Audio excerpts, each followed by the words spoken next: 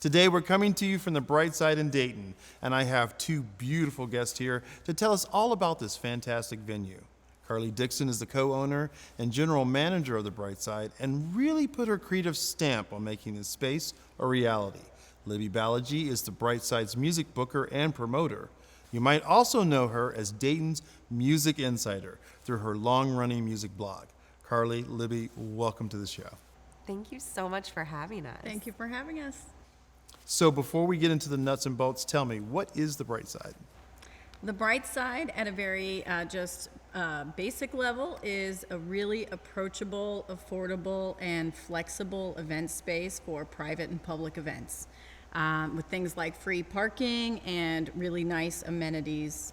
But at a more philosophical level, it is kind of a welcoming to the west side and the east side, to the north side and the south side. Our town, like any town, has the possibility of divisions and things that make us feel like we're different from one another, and this is a place where we welcome you to the bright side, where everyone feels welcome, we hope, and that is the aesthetic and the environment that we hope to create here. What's really great about the Brightside, now this question is, what made you decide to undertake the huge endeavor, of rehabbing this old building? I mean, this is a lot, and why'd you do it?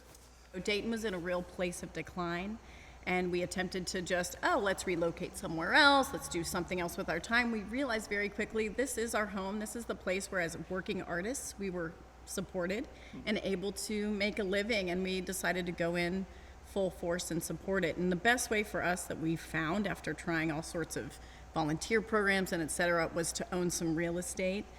And that's really where it began. Did we think that we were going to be renovating this building? Not necessarily. It was part of a 3-building plat, and it was just along for the ride. We thought we'd sell it to someone else, but then friends and people that we know in the community, hey, I could use some space. Hey, how about I'll take some space? Well, how hard could it be? And so our philosophy for the first 5 years was, how hard could it be? So yeah, it was hard, but doable, and it was through baby steps. And through really just responding to the community and the needs people had. Was music and performance a part of the original vision? And Libby, did you step in for your role to do that? It's like, is that how this happened? How did music become the thing? Well, I started booking shows a few years before I met Carly. And so I was working with a venue in Riverside, and I had some shows in Troy and small shows at bars, which really it's overkill to have a promoter. But I was always really seeking a space downtown that was a bigger venue that had a space for a promoter. So people always talked about opening spaces like this, like a mid-tier room, and didn't materialize. It is very difficult, from a building standpoint, but there's a lot that's really hard about all of this. And so, it was just kind of fishing around, and that's how we got connected, because, I definitely put it out there that I was looking for a mid-tier room space to be doing concerts, and so glad that we got connected. And then, we were doing concerts, and we said yes to everything the first year. We had pro wrestling, we had oh my God, that's right, drag and burlesque, we had freak shows. We just kind of said yes to everything. And then we were shut down after the first year for COVID. And so we have rode that roller coaster a little bit. Last year we had the up and down with masks and vaccines. And so, now we kind of felt like we got to a place of okay, now I think we're really, really doing this again. And Carly generously offered me the official position of music booker and promoter. So I love that. And so, yeah.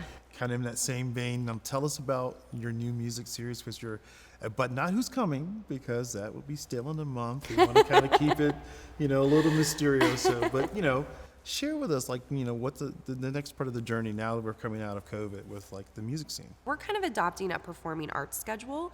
So it'll be September through early May. And it's really going to be part of, bands that are up and coming that you haven't heard of yet, but you will soon. and you're going to get to see them before it's hard to get a ticket at one of these big places. And so what we're really trying to do is something curated that is very thoughtful and stuff that we really think that the Dayton community, whether it's our history of loving funk music or the alternative rock we're known for, we're discovering new, whether it's national touring, but we're also discovering new with our local bands. We've been blessed to be able to host the Battle of the Bands, but lots of local showcases, but again, some of those touring acts that are up and coming that, we've actually been able to see some of the bands that we've performed now graduate to the Levitt Pavilion. So it's all kind of part of that ecosphere and cycle that we're excited to be part of. So what has the community response been to the Brightside? We've had fantastic support. I would say for our private events and people in the private event community, we have a very robust booking schedule that is filled up with a lot of private events. So the amenity that we've built into the space to support that side of what we do has just received a glowing response. From the standpoint of the public events, anytime the community does make it here, the first thing most everybody says is, I never knew it was there. How long has this been here? This place is amazing. So once we get people here, they're part of our family. They really become part of this place, and they're kind of a permanent fixture in the things that we do. It's just getting everybody here. So the big thing is getting the word out. I love it. And so I'm kind of curious, what's your vision for the future of Brightside now that you're up and running and COVID's kind of a little bit in our rearview mirror? I really want to have a space where independent artists feel like they can exercise their creativity. And I want that to be a community staple that people really feel like they have access to, and that when there's an event here, they cannot miss it because it's so cool. And we don't do events constantly, like we do have the private events. And so when we do have a public event, it's something that's really special, and we hope that you join us for it. Love it. And I cannot thank you enough for hosting us here at the Brightside. Is a fabulous space. And, I'm a fan. I'm a fanboy. And thank you so much for my two beautiful guests, Livy and Carly. It's all great times. Thank you. Thank you for all the support. You're welcome. Appreciate We it. appreciate you.